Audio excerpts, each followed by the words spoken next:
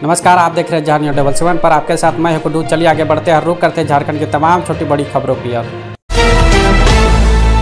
ठंड बढ़ी, रांची का न्यूनतम पारा 2.5 डिग्री गिरा। झारखंड में मोंथा तूफान का असर खत्म होने के बाद ठंड बढ़ने लगी है। तूफान की वजह से पिछले दिनों में हुई बारिश के बाद भी तापमान में गिरावट आई है। सुबह और रात में सिहरन भरी ठंड बढ़ती जा रही है, जिससे लोगों ने हल्की सर्दी का एहसास करना शुरू कर दिया है।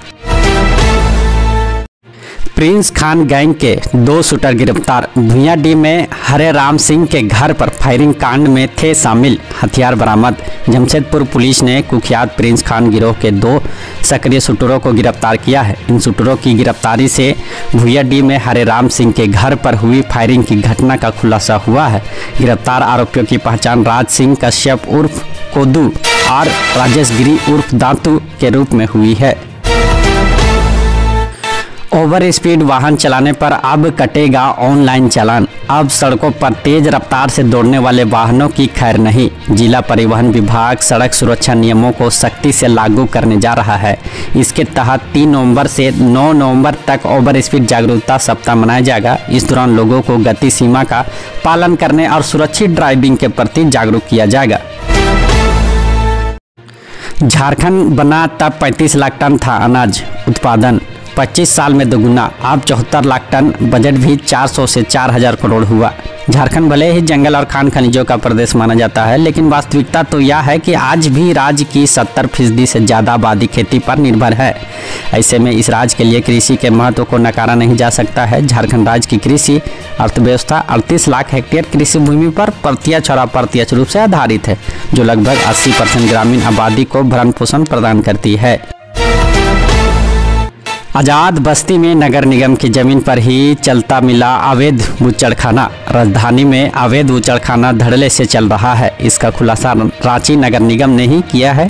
नगर निगम के अपर प्रशासक संजय कुमार के निर्देश पर निगम टीम ने लोअर बाजार थाना क्षेत्र के आजाद बस्ती में जांच की तो वहां अवैध बूचड़खाना चलते मिला। मज़ेदार बात है कि जिस जमीन पर अवैध बूचड़खाना चल रहा था वह रांची नगर निगम की ही है। पलामू में 4 फीट रास्ते के लिए पड़ोसी का मर्डर। पलामू के हरिहरगंज थाना क्षेत्र में 27 अक्टूबर को वेल्डिंग दुकानदार जसीमुद्दीन अंसारी उर्फ नवाब की धारदार हथियार से काटकर हत्या कर दी गई थी। पुलिस ने इस मामले में एक आरोपी को गिरफ्तार किया है। हत्या 4 फीट रास्ते के विवाद में की गई थी। पड़ोसी ने अपने पहचान के 2 लोगों के साथ मिलकर हत्या की साजिश रची थी। पाकुड़ बैंक कॉलोनी में कुएं से निकला नाग, रेस्क्यू के दौरान सर्प मित्र को डसा। पाकुड़ शहर के बैंक कॉलोनी स्थित एक घर में उस समय हड़कंप मच गया जब पुराने कुएं में एक विशाल भारतीय नाग दिखाई दिया। घर वालों ने तत्काल वन विभाग को इसकी सूचना दी। मौके पर पहुंचे सर्प मित्रों ने नाग को सुरक्षित निकालने का प्रयास किया, लेकिन रेस्क्यू के दौरान एक सर्प मित्र को डस लिया। गनीमत रही कि समय रहते उन्हें अस्पताल पहुँचाया गया, जहाँ एंटीवेनम देने के बाद उनकी जान बचाई गई। जामताड़ा जिले के स्वास्थ्य व्यवस्था की बदहाली। जामताड़ा जिले के स्वास्थ्य व्यवस्था की बदहाली एक बार फिर शर्मसार कर देने वाली तस्वीर के साथ सामने आई है। सोमवार की रात नाला अनुमंडल अस्पताल में बिजली गुल रहने के कारण डॉक्टर और मेडिकल स्टाफ मरीजों का इलाज मोबाइल की टॉर्च की रोशनी में करने को मजबूर रही।